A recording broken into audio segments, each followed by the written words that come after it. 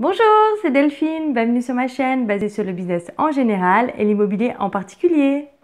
Alors avant de commencer, je vous invite à vous abonner à ma chaîne pour rien louper des sorties des vidéos. Alors aujourd'hui, nous allons voir comment rentabiliser sa résidence principale.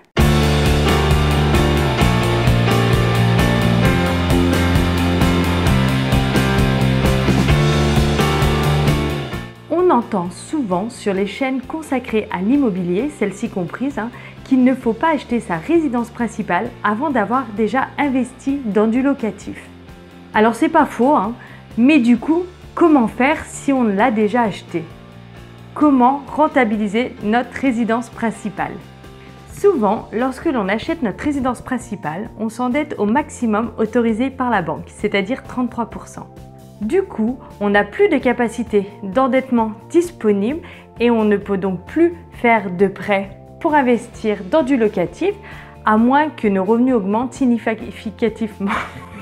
C'est bon? Quelles solutions pouvons-nous mettre en œuvre pour la rentabiliser et éviter que ça nous bloque pour nos investissements futurs?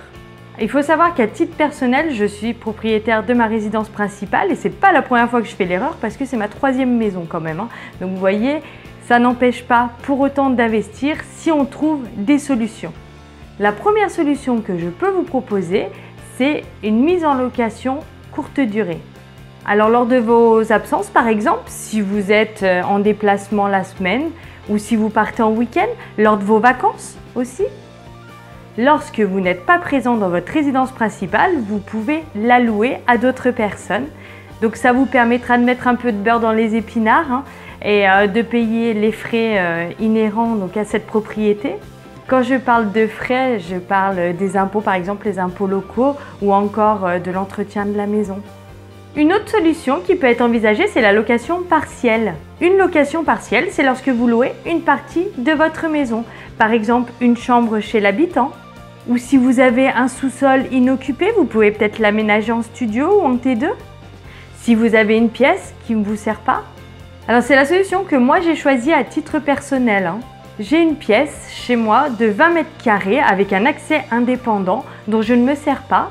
Donc j'ai fait le choix de toute la rénover pour faire de la location à la nuitée.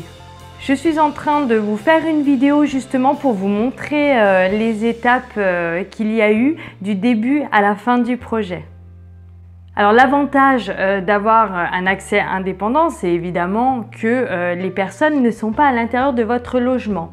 Après, si ça ne vous dérange pas d'avoir quelqu'un avec vous, vous pouvez très bien le faire avec une chambre qui est à l'intérieur de votre logement et avoir une salle de bain partagée par exemple. Une autre solution aussi à envisager si on possède du terrain, on peut peut-être voir à mettre par exemple un mobil-home dessus pour recevoir des gens. Ou pourquoi pas recevoir des gens pour des nuits insolites dans des yurts. Après tout, ça peut être une bonne idée. Alors il y a un petit peu de choses à mettre en œuvre pour ce genre de solution parce qu'il ne faut pas oublier qu'il faut quand même qu'il y ait des sanitaires pour les gens, qu'il y ait aussi l'eau et l'électricité dans les locations que vous allez faire. Mais c'est aussi une solution que je suis en train de mettre, du moins je suis en train d'étudier pour chez moi. Donc si ça aboutit, je ne manquerai pas aussi de vous faire une vidéo pour vous montrer le cheminement. N'hésitez pas à me mettre un commentaire pour me dire si ça vous intéresserait. Une autre astuce, si on habite près d'une artère passante, on peut louer son mur ou son jardin, vous savez, pour les panneaux publicitaires.